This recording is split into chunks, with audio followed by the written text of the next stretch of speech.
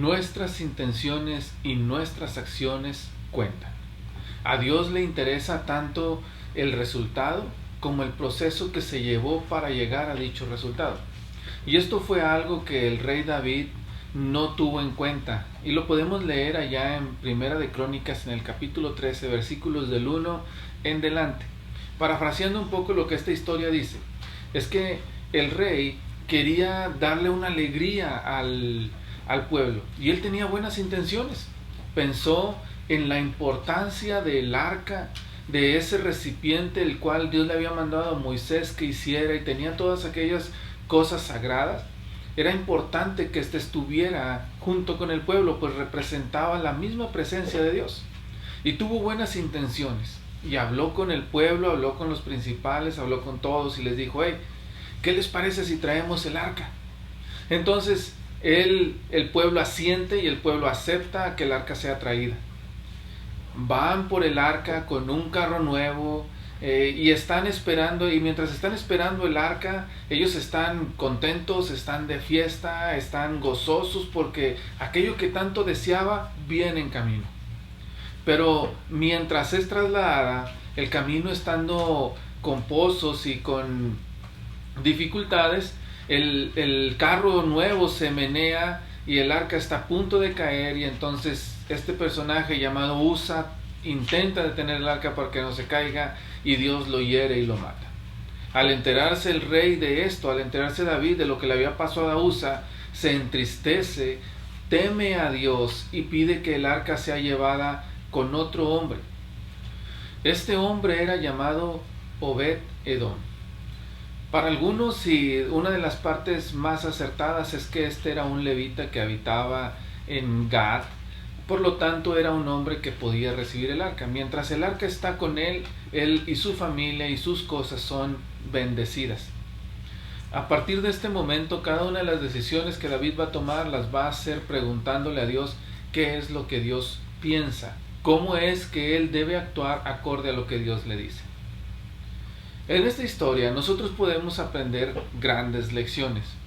Y es que hay veces que no nos damos cuenta, pero es muy importante para Dios todas las cosas que hacemos. Pero es necesario que nosotros tengamos las intenciones adecuadas, pero no las intenciones que nuestro corazón nos dicta, sino las intenciones que Dios tiene. Esas son las intenciones adecuadas. Es decir, no va a estar basado en lo que yo pienso o en lo que yo creo, sino que me va a hacer llegar a Dios para preguntarle a Dios qué es lo que tengo que hacer. Va a ser consultarlo para que a través de lo que Él me haya dictado por su palabra, yo pueda actuar. Este hombre, David, podemos verlo que tal vez él escogió lo mejor porque puso un carro nuevo. Podemos ver que él deseaba que el pueblo estuviera con Dios, que tuviera esa buena relación con Dios. Podemos ver que él tenía buenas intenciones al hacer algo para Dios. Podemos verlo también como todos se alegraban por lo que Dios o por lo que el arca significaba para ellos. El detalle es que ninguno de estos personajes, al parecer, se dedicó o dio un tiempo a decir qué es lo que Dios quiere. Ellos determinaron entre ellos mismos qué era lo correcto, y así fue como lo hicieron. Tal vez pensando en que peor estaban, tal vez pensando en que qué de malo tiene. Sin embargo, Dios no pensaba de la misma manera. Y Dios hizo válido todo lo que Él les había dicho. Nadie podía tocar el arca y solamente podía ser transportado por los levitas. Y es que las cosas de Dios no son llevadas por cualquier persona. Tienen que ser personas especiales. Tienen que ser parte de lo que Dios haya elegido.